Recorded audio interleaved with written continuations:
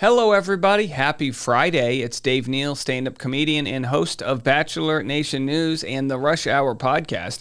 And Zach Shallcross finally tells all about what happened in the fantasy suite with him and Rachel Recchia. It's been a question, a mystery, if you will, conspiracies galore. Some people think it might have been politically driven. They didn't see eye to eye. Maybe the sex was bad. Who knows what it could have been? Well, we've gotten multiple stories in the last year or so, 3 different ones, really.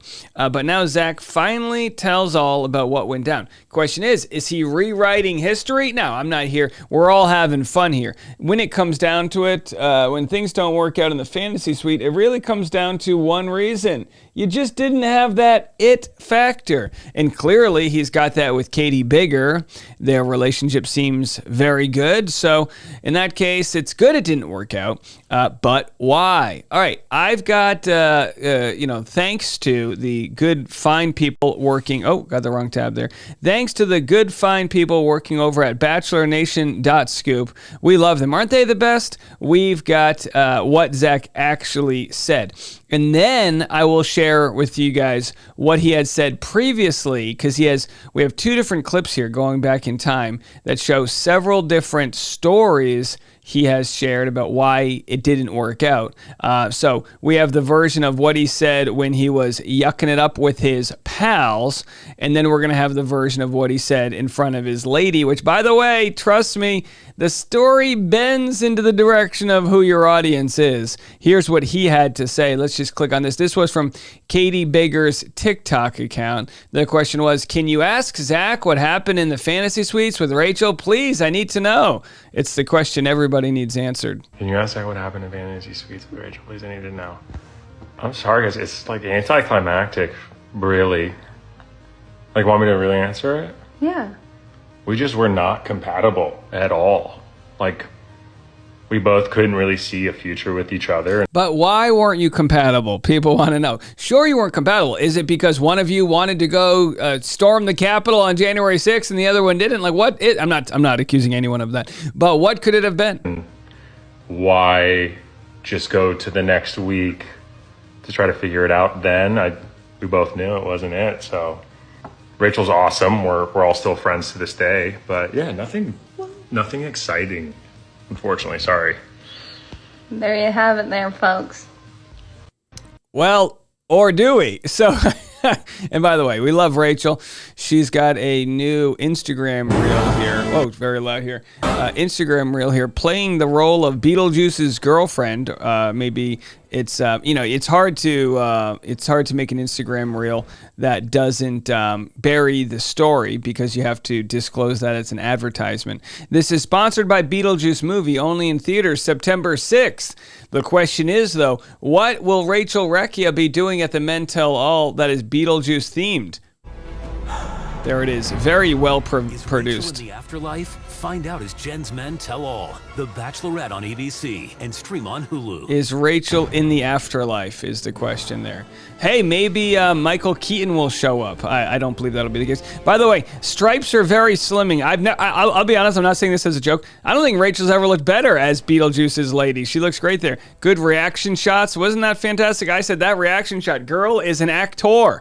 So that's what Rachel's doing. Now, Rachel, of course, was a product of Clayton's season. Now, we'll get back to Zach Shallcross in a second, but every story leads into another story. This is the Friday throwback Russian dolls of it all. Here's what's so great about Clayton. He just posted last week an Instagram reel, which I'm going to share with you, that got 1 million, it got 1 million views. And it's an advertisement for Mary Ruth's Organics. But here's what's interesting is he was able to tease the nosiness of the audience to show that he might have a girl in the room with him. They say life just hits a bit different when you have someone special to come back to every night. Someone that relaxes you after a long and chaotic day and has you sleeping more peacefully than you've ever slept before. We all know those influencers that like to stoop to that incredibly low level of taunting us with their soft launch videos. And well, I'm certainly no exception. So say hello to Mary Ruth's Liquid Nighttime. Oh, it's great. I'm sorry. It's Hilarious. So good. So he made an update. I wanted to share that with you. This is his update. Clayton Echard's Mary Ruth Organics update.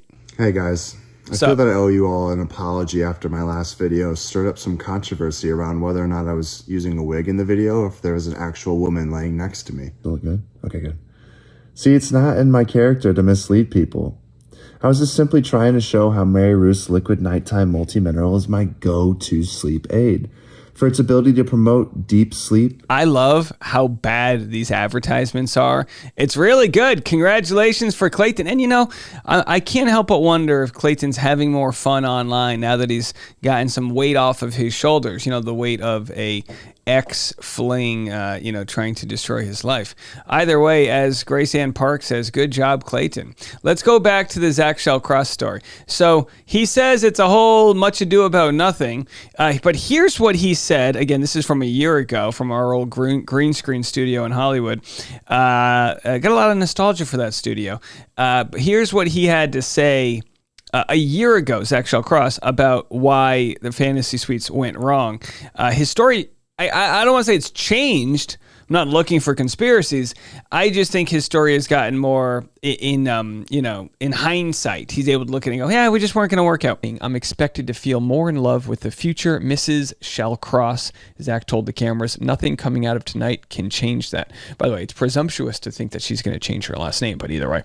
Something did change that, though, as the cameras caught an awkward morning after between the couple. In a confessional, Zach revealed more about that night, sharing that Rachel had asked if he was ready for marriage at age 25, which is several months younger than her 26. It's like we were two strangers. I don't know what it could be, but Rachel's concerns came out of nowhere. I think it's bull. To be honest, she was putting on a front. That scares me. That scares me a lot. So Zach noted that he was blindsided by Rachel's age concerns, stating, I thought I saw this future with her, and just to be completely gut punched and not feeling it at all. I mean, that's how it works, right? Who you get in the fantasy suite isn't always who you thought you were getting on the show. And I don't blame Rachel for this. My guess is that there was just a lot of drama.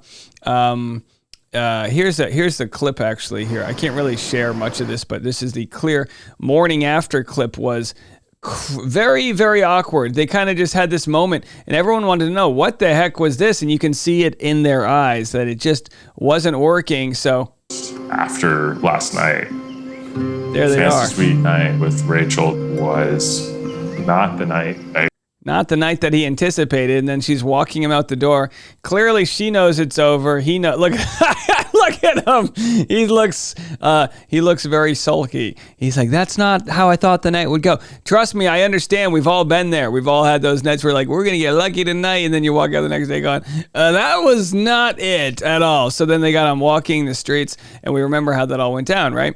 Well, here's what he had to say when he was on a new Untold Story podcast, which is called Anus for short. So it's going to be highbrow. Around. I self-eliminated. Oh yeah, that's right. That's right. Yeah. That's the best thing you could do.